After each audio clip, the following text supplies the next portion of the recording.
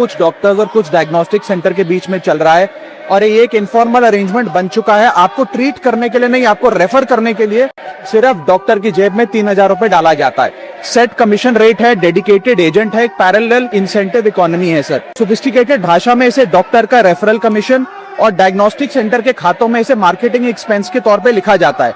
ये commission usually एक percentage of the procedure cost पे चार्ज करी जाती है और कहीं कहीं तो डायग्नोस्टिक सेंटर डॉक्टर को फॉरेन ट्रिप्स पर भी भेजता है। सर 2002 में एमसीआई के कोड ऑफ एथिक्स रेगुलेशन 6.4 ने इस प्रैक्टिस को बैन करते हुए कहा कि ये फीस स्प्लिटिंग है, इसे हम बैन करते हैं।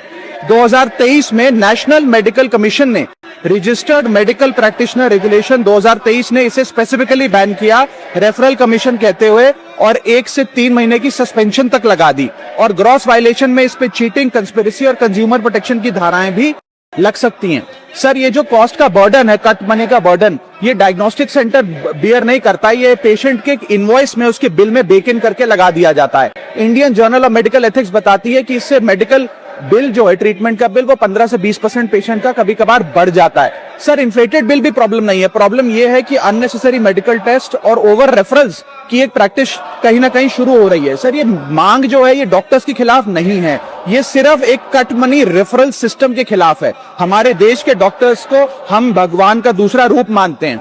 जब कोई जिंदगी मौत के बीच लड़ रहा होता है तो डॉक्टर उसकी उम्मीद की आखिरी किरण होती है और ज्यादातर डॉक्टर सर पूरी ईमानदारी से, लगन से, निष्ठा से पेशेंट्स की सेवा करते हैं। लेकिन कुछ डॉक्टर, सम डॉक्टर्स इस रेफरल सिस्टम में फंस गए हैं। इसीलिए मैं ये कहना चाहूंगा कि पेशेंट्स खास तौर पे रेड फ्लैग्स का ध्यान रखें। जब कोई डॉक्टर आपको एक स्पेसिफिक डायग्नोस्टिक सेंटर पे जाने के लिए मजबूर करे तो समझें, यदि वो इरिटेट या अनहैप्पी हो जाए कि आपने इक्वली अक्रेडिटेड किसी और फैसिलिटी, डायग्नोस्टिक सेंटर या पैथोलॉब से जांच करा ली और नाराज हो जाए तो आप उसको एक रेड फ्लैग की तरह ट्रीट करें। या यदि मार्केटिंग एग्जीक्यूटिव या आपको प्रमोशनल मटेरियल डायग्नोस्टिक सेंटर का अगर डॉक्टर के क्लिनिक में नजर आता है तो इसका भी खासी ध्यान रखें। सर मैं ये एक बहुत महत्वपूर्ण टॉपिक है और खास तौर पे ये टीयर 2, टीयर 3 शहरों में देखा जाता है कि ये रेफरल कमीशन जो है डॉक्टर्स और डायग्नोस्टिक सेंटर के बीच में, ये एक इनफॉर्मल इकोनॉमी बनता जा रहा है, इसे रोकना चाहिए सर।